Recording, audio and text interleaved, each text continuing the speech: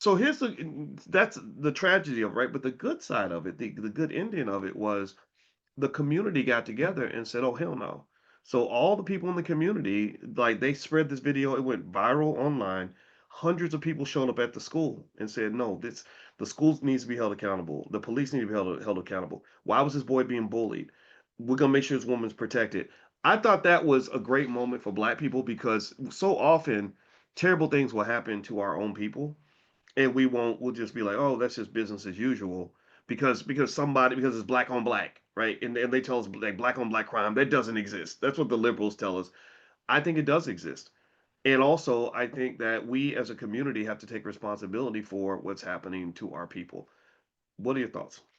How do we do that without vilifying ourselves or each other in a Mm, sense? How do we really attack that problem? Because I hear everything that you're saying and I love it truly because one of the things I say, in the Black community, we don't lack resources anymore. They say you can pool all the money in the Black community and you can start a mini country. So we don't lack money.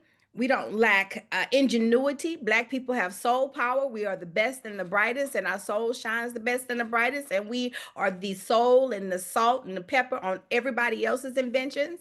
So mm, they ride our backs to grow their businesses. But I said the only thing that we truly don't have is each other. And if we ever mm. truly united, we would really be powerful. Yeah, well, I think that's a good point, right? And you asked that really important question. How do we do this without vilifying ourselves? Well, first off, I don't know if holding people accountable would be the same as vilifying them, right? Like, so for example, in Chicago, when I did speak on this issue because I felt it touched my soul to see this poor lady getting beat up by a bunch of damn kids. It angers me. I'm like, where's your daddy? Where's your mom? Where are your parents at? What's happening here?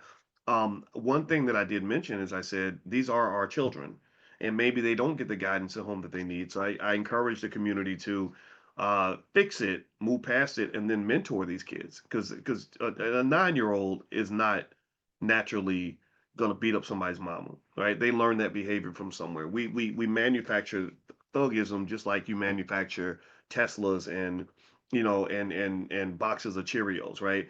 And so there's a systematic element to this, and we have to confront that.